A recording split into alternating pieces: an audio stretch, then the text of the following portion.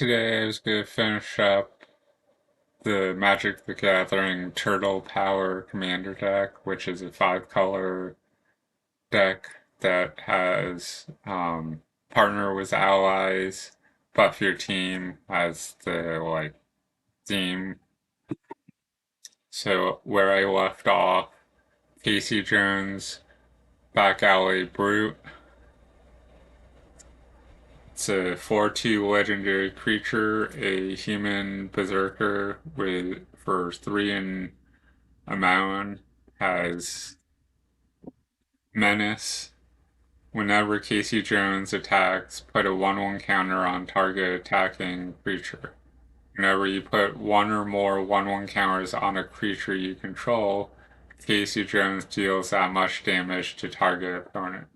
So that's, you know, pretty decent power for the mana cost because you're putting 1/1 counters on other attacking creatures and you're dealing damage to an opponent equal to, how many counters are being put on a creature. Electric Seaweed. It's a 0/4 creature, a plant wall for 2 and 2 mountains. Has Defender and Haste. Whenever this creature enters, until end of turn, whenever another creature dies, this creature deals 1 damage to each non-wall creature. And you can tap it. This creature deals 1 damage to any target. So you could, where this has haste, tap it to deal the 1 damage to a creature. Where it deals 1 damage to each non-wall creature when another creature dies. You target, a 1/1.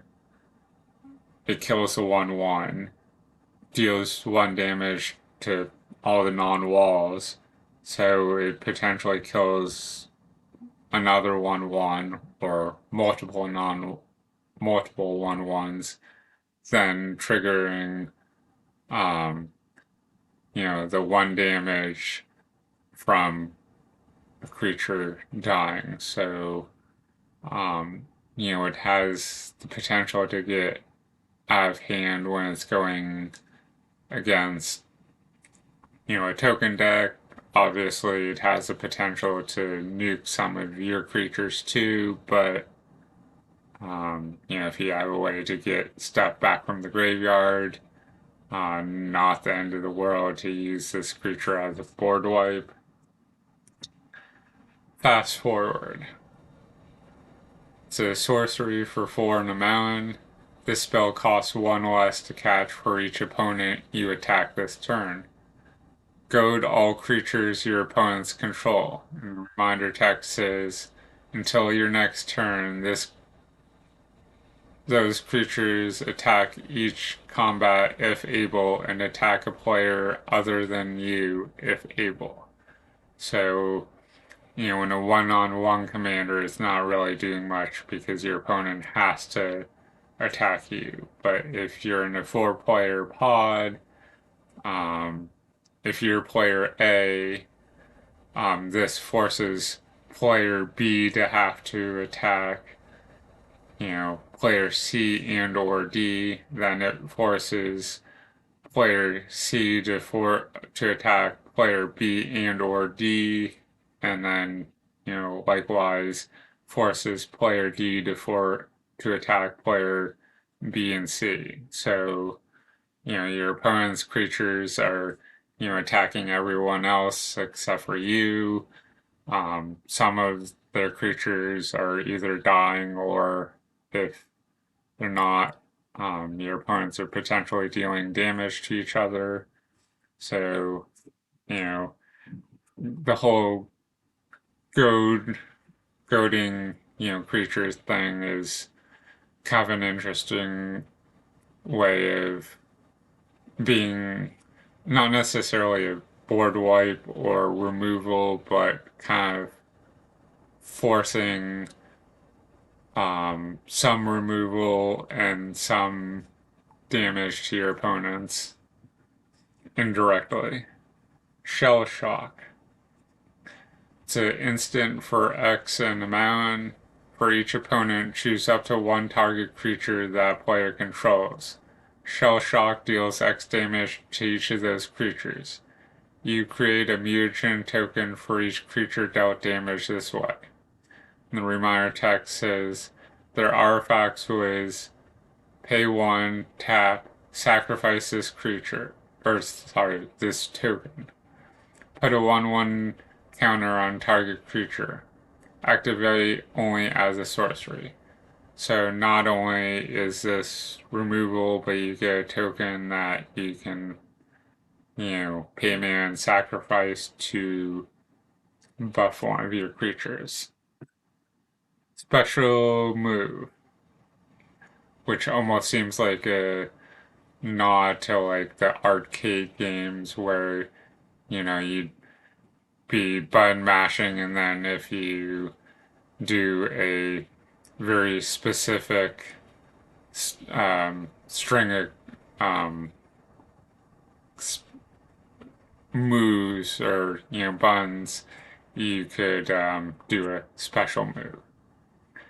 But yeah, it's an instant for 2 and a mound. Choose 2. Jump kick. Destroy target artifact. Dash attack. Put 2 1/1 counters on target attacking or blocking creature you control. Foot toss. Target creature you control deals damage equal to its power to any other target, then sacrifice it. I mean, I don't know how I feel about sacrificing a creature, because then you might as well have had that be, target creature you control fights target creature you don't control, instead of having your creature deal damage to be sacrificed. But probably very niche reasons that, maybe sacrifice triggers or something. Tempestra, Dame of Games. It's a 1/3 legendary creature, an elemental illusion for 1 in a mountain. You can pay 2 in a mountain, tap, sacrifice an artifact. Create a token that's a copy of another target creature you control, except it isn't legendary. It gains haste. Sacrifice it at the beginning of your next end step. So the ability to get a token copy of one of your creatures is pretty awesome. I mean, yes, you have to pay 3 mana, sacrifice an artifact, and you're sacrificing the token at the end of your turn, but you're still getting, potentially a powerful creature, giving it haste so you can attack with it, and depending on the creature, it's buffing your other creatures. So, obviously it's going to have some drawbacks. Toka and Razar unsupervised. So offhand, I don't recall these guys from the cartoons, but it's been a while since I've seen the cartoons also. It's a 3/3 legendary creature, turtle, wolf, mutant for 2 in a mound. Has first strike. Whenever another non-token creature you control leaves the battlefield, put a 1/1 counter on Toka and Razar and create a treasure token. This ability triggers only once in each turn. So, I mean, I guess they had to limit it to once per turn because, having 1/1 counters on it for every time a non-token creature left the battlefield, that potentially would get broken real fast.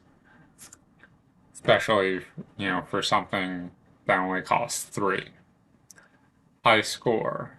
So another thing that seems like a nod to the arcades, and I mean the picture is pretty much a arcade game. It's an enchantment for 2 in a forest. If one or more 1/1 counters would be put on a creature you control, that may plus 1/1 counters are put on it instead. At the beginning of your end step, draw a card if you control a creature with the greatest power among creatures creatures on the battlefield.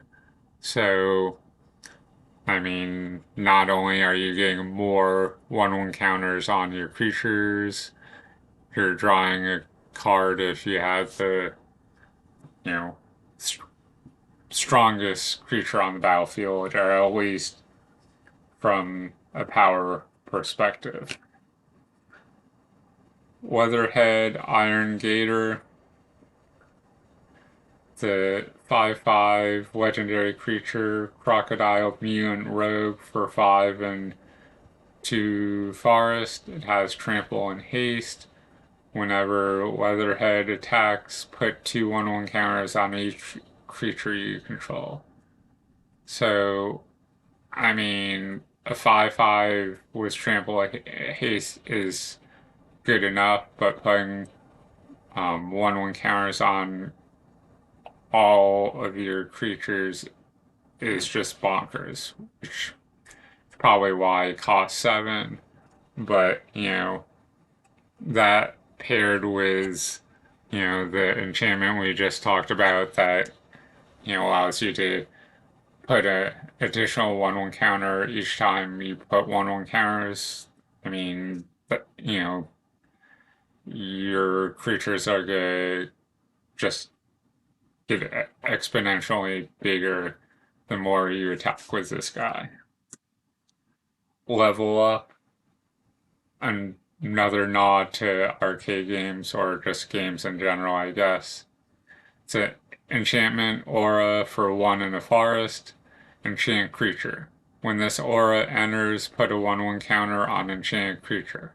Enchanted creature has, whenever this creature attacks, double the number of 1/1 counters on it.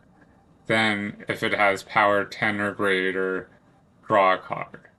I vaguely remember a enchantment that was, I want to say, like 2 in a forest. So it cost more than this.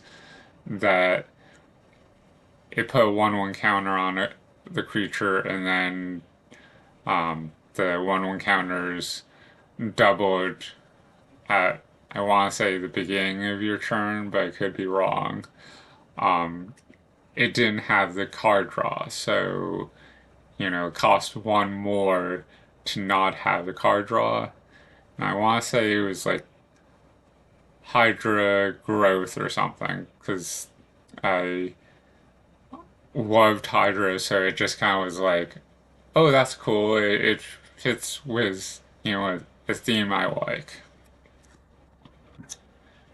Ninja Pizza. So kind of a nod to the Ninja Turtles' love of pizza. It's an enchantment for 2 in a forest. Foods you control have tap, sacrifice this artifact, add 1 mana of any color. At the beginning of your second main phase, create a token. And the reminder text says, it's an artifact with pay 2, tap, sacrifice this token. You gain 3 life. So it's kind of interesting that this enchantment allows your food token to instead of being sacrificed for life, you could also treat him like a treasure token to sacrifice them for mana. Obviously, you could always just add something that allows you to make treasure tokens. So I don't know why you would specifically want to turn your food tokens into treasure tokens, but um, food tokens you're sacrificing to gain 3 life. So there's very few times I would maybe want to get extra mana instead of 3 life. But I guess it's possible. Rocksteady Mutant Marauder. It's a 3/3 legendary creature, a rhino mutant for 2 in a forest. Partner with Bebop, Skull, and Crossbones. The reminder text says when this creature enters, target player may put Bebop into their hand from their library, then shuffle. Has Trample. Whenever a non-token creature you control enters, put a 1/1 counter on target creature. So, seems pretty cool for, such. I mean, it's only 3 mana and it's a 3/3 with Trample that allows you to add counters. Super Combo. It's a sorcery for 1 in a forest. Replicate 2. The reminder text says when you cast a spell, copy it for each time you paid its replicate cost. You may choose new targets for the copies. Target creature you control deals damage equal to its power to target creature and opponent control. So, I mean, the replicate cost almost feels like kicker, but not quite. It's a fight spell for 2 that you can then pay 2 however many times you want to just say, fight this creature, fight this creature, fight this creature, fight this creature, and then, kill off your opponent's creatures. Well, not really a fight spell because your creature is dealing damage to your opponent. Your opponent's creatures. Your opponent's creatures aren't dealing damage back, so it's not really a fight spell. It's a one-sided spell where it's you're dealing damage to your opponent's creatures, and then potentially killing your opponent's creatures because you're choosing your biggest guy to attack some of the weaker creatures. So we have one of the split side cards. One is Double Jump. It's an instant for 1 in an island. Put a flying counter on target creature on target creature you control.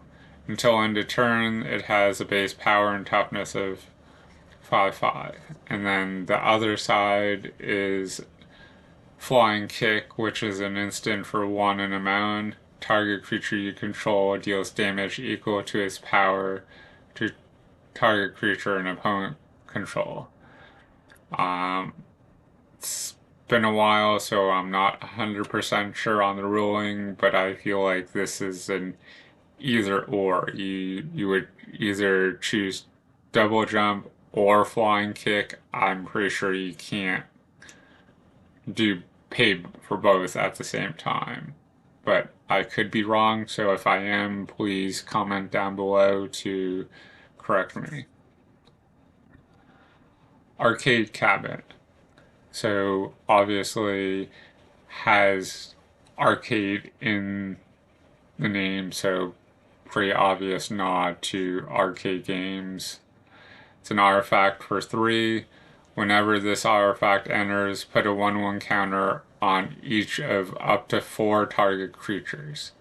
You can pay 2, tap, sacrifice a token. Double the number of counters on target creature. So not only you putting counters on 4 creatures, but you have the potential to um, double counters on creatures. Um, so we still have a lot of the deck to go, but I will come back to this later today. Hopefully you found some value in this portion of the deck, and as always, check out the other videos talking about the Teenage Mutant Ninja Turtle deck. Thanks, and have a good day.